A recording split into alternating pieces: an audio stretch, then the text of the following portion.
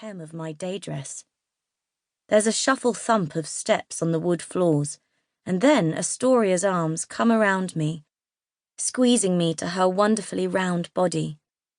Your Dar knows it's important to you. The love she radiates makes me feel like a cat basking in the sun. He'd be there if he could. Astoria has been Dar's friend and closest confidant since before my birth. She offered us a safe place to hide at her home in Sheridan after we escaped Malam's purge, the channeler eradication that would have seen me killed for my magic ability. We have lived near her ever since. She understands Dar better than anyone, but I don't want to hear her talk him up right now. She knows, Orly says. All set to go, Lirra. Her desperation to leave the channeler school is as potent as the scent of lavender here. You don't have to leave so soon.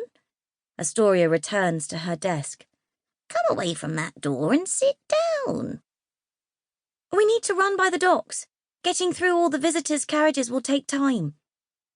Orly points to the blown glass windows. Outside, a rainbow of fabric has assaulted Sheridan's capital city of Celise.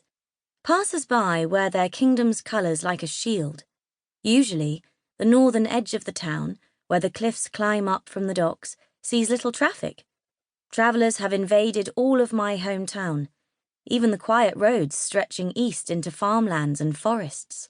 Scores of people from the 4 neighbouring kingdoms have been arriving for days in anticipation of the All-Kingdom Summit and festivities, the Channeler Jubilee, the Tournament of Champions, and the Kingdom's Market. Orly is right, I say. We need extra time to look at the crowds. I have things to pick up for my Jubilee exhibit that can't wait until tomorrow.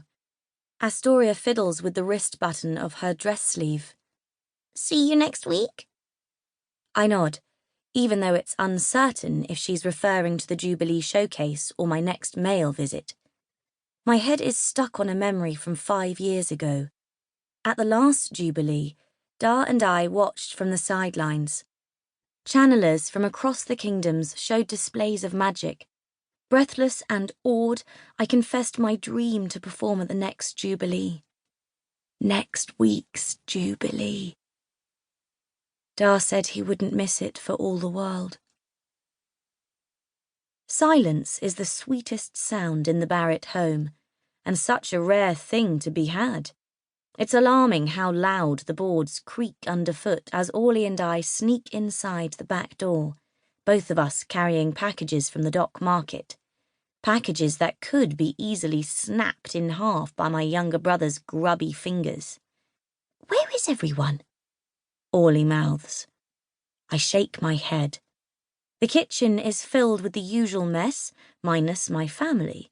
Dirty dish rags lie heaped in a pile on grandmother's table beside a discarded, half-finished drawing of a pig.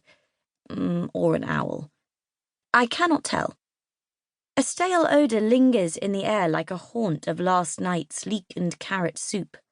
And then there's the crock of Eugenia's morning potage, still sitting on the sooty hearth. Eugenia! Never one to miss a Monday service, my stepmother drags the little uns to the cathedral on the cliff each week as penance for Dar's profession. No one answers. I abandon my protective crouch around the wrapped wooden dowels. The carriages on the road must have slowed her travel. Do you think it's odd that Eugenia will make peace over Milner's sins and then spend his earnings the next day? Orly asks as we head down the hall toward the attic ladder that hangs in a permanent lowered position. When you talk about my Dar's business like that, it sounds wicked.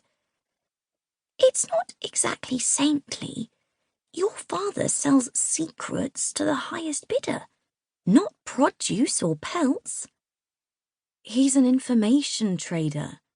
I shrug off her comment, not eager to discuss my father. Orly's head falls back and she explodes with laughter. That's a new one. They were a bit much for Milner Barrett.